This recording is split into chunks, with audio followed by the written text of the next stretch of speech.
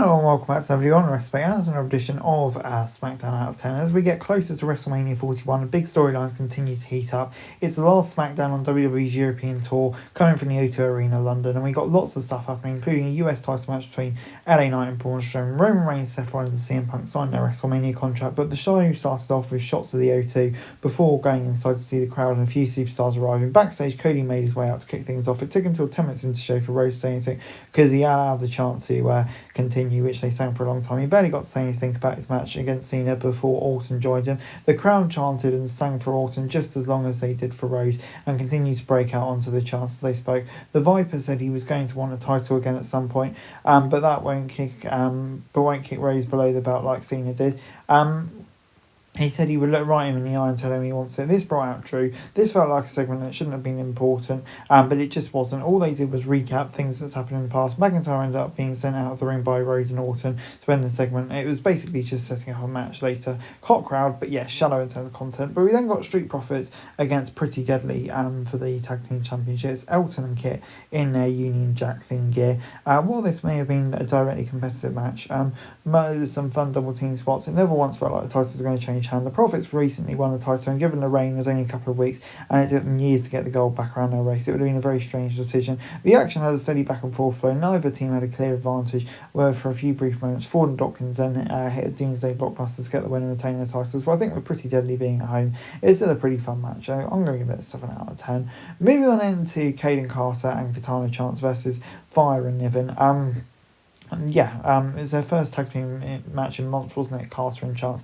Fire tried to take control early, but some double team offense from that team, Carter and Chance, put them in the driver's seat. Niven on that power allowed her to dominate most of the time. She was legal, but it's a surprising show of power from Carlton during a Samoan drop almost ended the match. Chelsea Green's secret Hervis picked up the win, but Selena Vega ran to the ring to make the save when the fight continued. Unfortunately for her, the numbers game was too much, and Vega ended up getting laid out to close the segment. I'll give it a 5 out of 10. Yeah, a pretty meaningless segment, to be honest. It didn't make sense for Chance and Carter to lose so soon after returning. So yeah, 5 out of 10. Moving on into Knight versus Strowman for the US title. And after helping Strowman out during last week's show, Knight found himself across the ring from him in this week's championship match. The megastar found himself being overpowered at every turn, so he was trying a different approach. The Monster Among Men seemed to have the match in hand at a break, but Fatu showed up and caused a DQ, which is exactly what happened in the match last week. Using DQs to build a story can make sense in small doses, but it feels like this is something we know WWE do too much. This could have ended with Fatu costing Strowman a win with a DQ and had the same impact on the story. If the match had been a little longer, it might not have been a big deal, but having a DQ in a match like this did feel like a waste. It was entertaining up to that point, but yeah, the ending kind of spoiled it. I'll give it a 6 out of 10. Before we got Michin, who was supposed to have a match, but Naomi attacked her during her entrance. She also attacked B-Fab, who was accompanying Michin to ring. Jade Cargill then ran down to Naomi and helped B-Fab to the back as Charlotte Flair made her entrance. Michin said she was able to compete, but was almost pinned immediately before the show went to break. The Queen was looking to make this an easy win with Naomi's attack, but Yim began to make a comeback when the show returned. The match had a slow pace and didn't get much time before the break, so it never felt like the two got their groove, and Flair got the win with a figure of 8. Yeah, all the chaos beforehand. I'm not sure if it really needed or really added much to the segment. I think we always knew where the show this was going, and yeah, it didn't really change too much for me. I'm going to give it a 5 out of 10.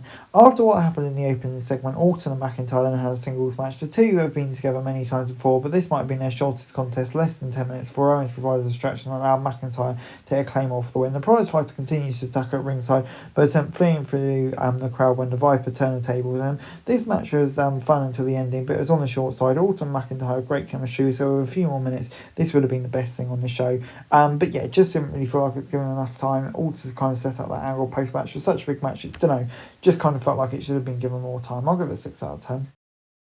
After a backstage segment earlier in the show, Jimmy Uso challenged The Miz to meet him for a singles match this week. Big Jim started taking The Miz to school and kept up the offense until he sent us to a break by sending The Miz over a barricade into Timekeeper's error.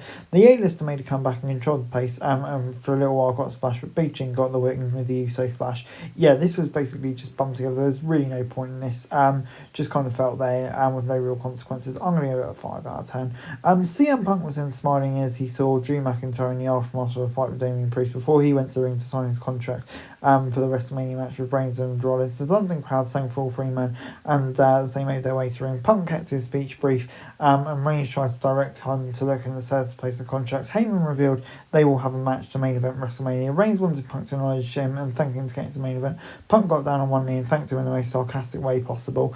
This was a great way to end the show with that spoiler for Punk and getting his moment, and also a little tease in there. The star power for these men is just great, isn't it? And I really can't wait to see how it's going to shape up when they square off at Mania. Great stuff. Overall, SmackDown this week gets a 6 out of 10 for me. It's one of the least memorable episodes in recent memory for multiple reasons, but it wasn't necessarily the worst crowd in the world. The London crowd was great as per, and that can mean just about more or anything entertaining, but it wasn't enough to mask how dirty the finishes were on the show. The title match was possibly the best thing on the entire show in terms of in reaction, so if you have enough time to watch it, then you should probably watch that. Guys, that's it for this video. Thanks very much for watching. Remember to like, share, subscribe, follow us on our socials, link in the description below for daily wrestling news, meme and content. Subscribe to our other channels on screen right now, that'd be greatly appreciated. Thanks very much for watching. Peace out.